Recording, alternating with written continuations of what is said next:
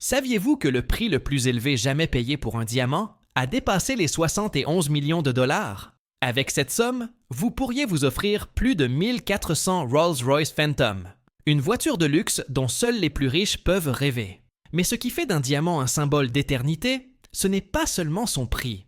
Grâce à leur structure cristalline unique et à leur dureté quasi incassable, les diamants sont incroyablement résistants. Plus important encore, ils se sont formés il y a des milliards d'années dans les profondeurs de la Terre, dans les conditions les plus extrêmes que la nature puisse créer. Issu de la roche brute extraite des profondeurs de la Terre, chaque diamant subit un processus de transformation ardu. Il est broyé, filtré, trié, puis taillé et poli avec une précision quasi parfaite. Chaque pierre doit passer des contrôles, qualité stricte, avant de devenir un bijou ou d'être utilisée dans les industries de pointe. Bienvenue dans une nouvelle vidéo. Dans celle-ci, nous explorerons l'incroyable parcours de cette pierre précieuse. Des simples atomes de carbone, à la gemme scintillante que vous portez au doigt, jusqu'à la pièce de luxe vendue aux enchères les plus prestigieuses au monde. Le parcours d'un diamant est remarquable, non seulement par sa formation dans les profondeurs de la Terre, mais aussi par la manière dont l'homme lui a donné des significations, qui vont bien au-delà de sa valeur matérielle. Si vous appréciez ce type de contenu, abonnez-vous à notre chaîne. C'est gratuit. C'est parti. Un tournant s'est produit en 1947, lorsque De Beers a lancé le slogan emblématique « Un diamant est éternel ». Cette campagne publicitaire a non seulement été un succès marketing, mais a aussi radicalement transformé la perception des diamants dans le monde. L'idée même de faire sa demande en mariage avec une bague en diamant est née de cette époque, s'est répandue dans le monde entier et est devenue profondément ancrée dans la culture populaire pendant des générations. Certaines marques d'alliances ont même instauré une politique unique. Chaque client ne pouvait acheter qu'une seule bague au cours de sa vie. Devinez de quelle marque il s'agissait. Aujourd'hui, la signification des diamants continue d'évoluer grâce aux innovations technologiques. Ne se limitant plus à l'extraction minière, les diamants peuvent désormais être créés à partir des cendres d'êtres chers décédés. Des entreprises pionnières comme Al Gordanza en Suisse ont développé la technologie HPHT pour transformer le carbone des cendres incinérées en diamants commémoratifs. Pour beaucoup, il s'agit d'une manière à la fois profondément émouvante et élégante de préserver à jamais la mémoire d'un être cher, où la science et l'émotion humaine se conjuguent dans l'une des plus belles formes que la nature puisse offrir. Contrairement à l'image rutilante et familière que l'on voit souvent, les diamants naissent dans un environnement si extrême qu'il est presque incroyable, où les températures peuvent atteindre 1500 degrés Celsius et les pressions dépasser 50 000 atmosphères. Dans ces conditions extrêmes, les atomes de carbone, l'un des éléments les plus courants et les plus fondamentaux sur Terre, sont comprimés si intensément que leur structure moléculaire se réorganise complètement, formant le réseau cristallin solide et stable que nous connaissons sous le nom de diamant.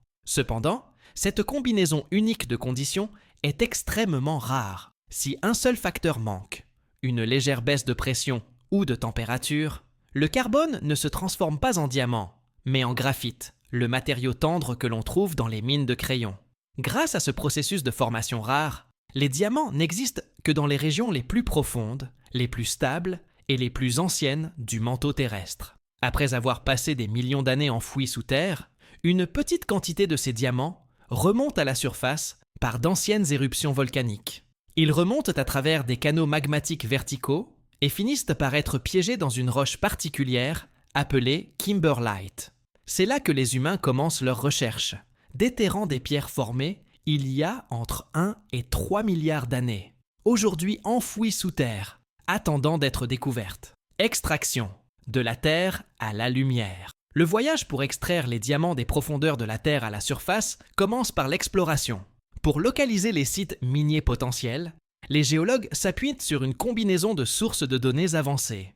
Les images satellites permettent de détecter des structures de surface inhabituelles depuis le sol. Les capteurs de gravité détectent les variations de densité souterraine et les magnétomètres identifient les anomalies magnétiques pouvant indiquer la présence de formations rocheuses profondes. Parfois, même un petit fragment de kimberlite, une roche volcanique connue pour abriter des diamants, mélangée au gravier de surface, suffit à justifier une étude approfondie de toute la zone. Dans les grandes mines à ciel ouvert, d'immenses excavations en spirale sont creusées dans le sol, certaines mesurant plus d'1 kilomètre de large et près de 500 mètres de profondeur. Avant chaque dynamitage, des dizaines de foreuses puissantes s'enfoncent profondément dans la roche pour y insérer des explosifs. Une fois explosée, la roche dynamitée est chargée dans des camions-bennes ultra résistants et remontée à la surface pour y être traitée. Dans les zones où les gisements de diamants sont plus profonds, ou où le terrain est trop difficile pour l'exploitation à ciel ouvert,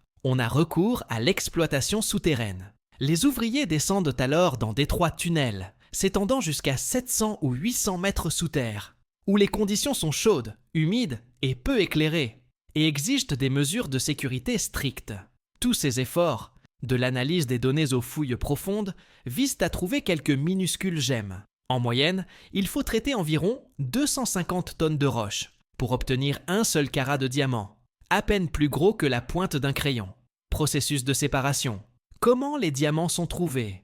Juste après que les explosifs ont explosé et que les énormes morceaux de roche ont été extraits du sol, ceux qui sont censés contenir des diamants sont envoyés directement au système de concassage, marquant la première étape de l'extraction de l'un des minéraux les plus précieux de la planète.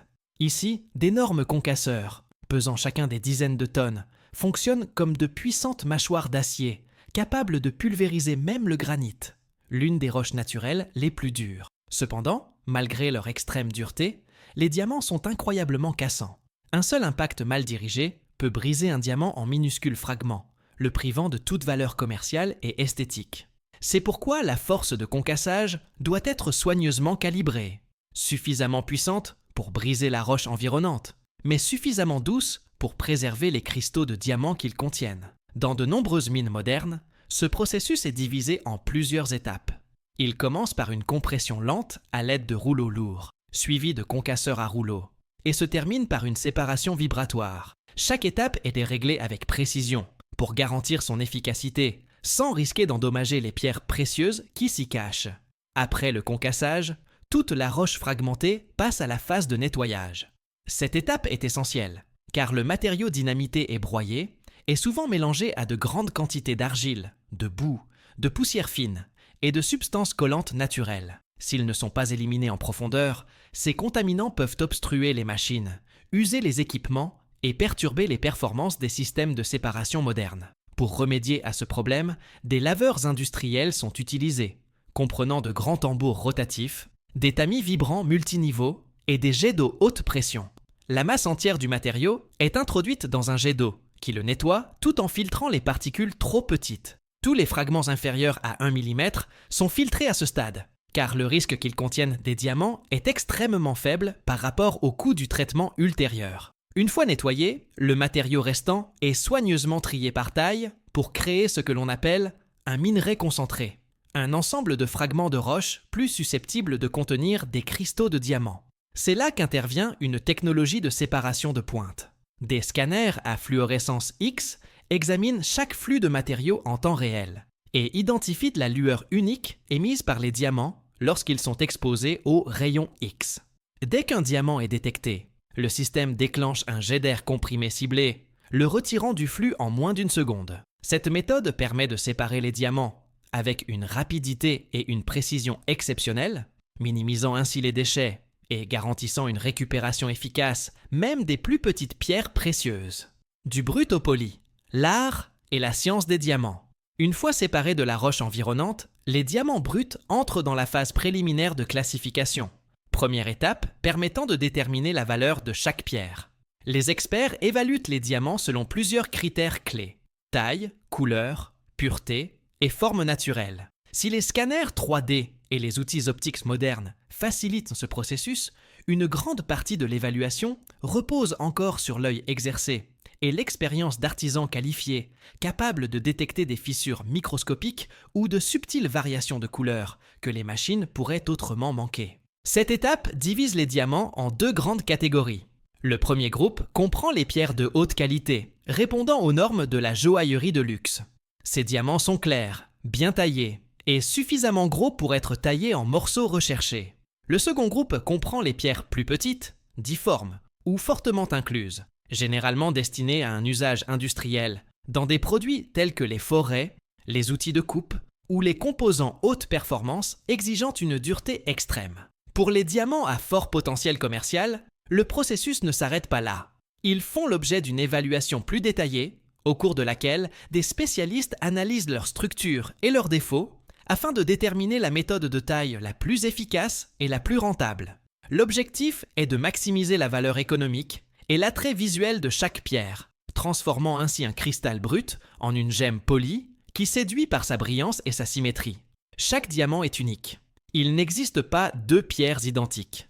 C'est pourquoi, avant toute taille, des experts effectuent un scan 3D complet du diamant brut afin d'analyser sa forme, ses défauts internes, sa pureté et sa réflexion de la lumière. Ces données sont ensuite intégrées à un logiciel spécialisé qui calcule les options de taille les plus efficaces et les plus rentables. Certains diamants sont scindés en plusieurs pierres plus petites afin d'optimiser le profit, notamment si des défauts internes rendent une seule grosse pierre moins viable. D'autres, particulièrement les diamants rares ou exceptionnellement purs, peuvent être laissés intacts pour créer une pièce unique.